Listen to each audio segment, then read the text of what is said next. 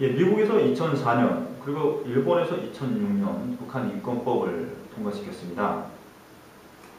굉장히 큰 상식적인 의미와 또 국제사회가 북한 인권 문제를 더 중요하게 생각할 수 있는 계기를 만들어줬다고 저는 생각합니다.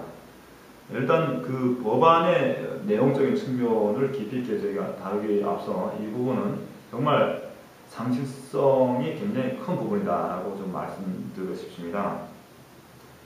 그래서 미국에서 북한 인권법이 만들어졌지만 사실 그 인권법을 그 법에 의한 법에서 명시한 부분을 관철하는 부분에서 굉장히 미흡했다고 좀 말씀드리고 싶습니다. 왜냐하면 부시 행정부 시절에 북한 인권법을 만들었지만은 법안에서 명시한 예산 집행이라든가 그 부분이 전혀 이루어지지 않았고 그래서 적극적인 어떤 태도는 보이지 않았다 이렇게 말씀드리겠고요.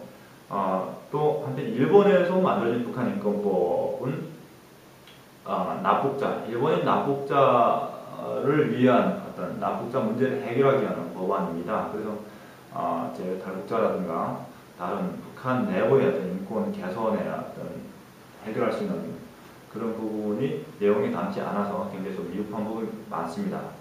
그럼에도 불구하고 저희는 굉장히 미국이나 일본 정부와 국민들에게 굉장히 감사한 마음을 갖습니다. 왜냐하면 현재 대한민국 정부도 이 법안을 정치권의 어떤 논쟁거리로만 보고 있고 다루지 못하고 있는데 저 태평양 건너 바다 건너 일본과 미국에서 북한 주민들의 고통을 이해하고 그 개선에 필요한 어떤 그 의지와 그 염원을 담아서 북한 인권법을 통과시켰다는 것은 굉장히 의미가 있다고 생각하고 앞으로 이 법안이 좀 더 현실적으로 북한 인권 개선에 도움이 됐으면 하는 그런 바람이 있습니다.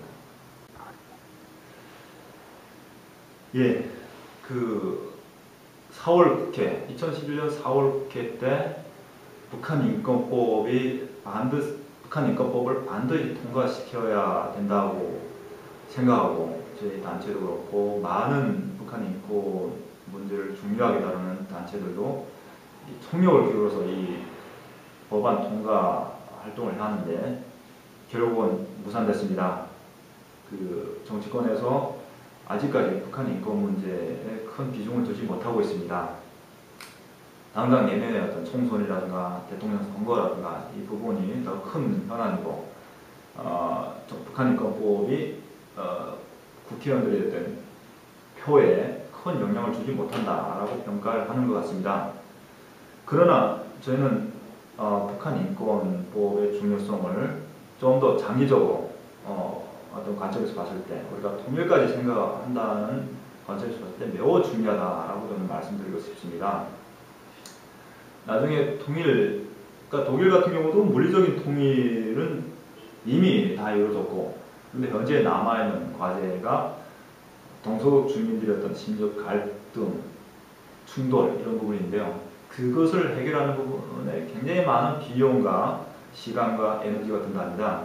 그런데 우리가 이런 독일 통일 경험을 보고 우리가 그 문제점들을 미연에 방지하거나 피해갈 수 있는 방법들을 지금부터 찾아야 되는데 그 대한민국 정부와 사회가 아직까지 그런 관심은 갖지 못하는 것이 좀 안타깝다고 생각합니다. 북한 인권법은 북한 주민들한테 대한민국 정부와 국민이 북한 주민들의 편에 섰습니다 라고 말하는 강력한 메시지가 될 거고 호소력이 될 것입니다. 그래서 장차 남북 사회 통합의 과정에서도 북한 주민들에게 지금까지 힘들게 만들어왔는 대한민국 정체성이라든가 또 그로 해서 그 현재 존재하는 헌법이라든가 이런 부분을 북한 주민들한테 별도로 소개하고 또 북한 주민을 따르게 하기 위해서라도 북한 주민들이 고통을 이해한다라는 어떤 메시지를 이 인권 법안에 담아서 반드시 대한민국 정부가 통과시켜야 된다고 저는 생각합니다.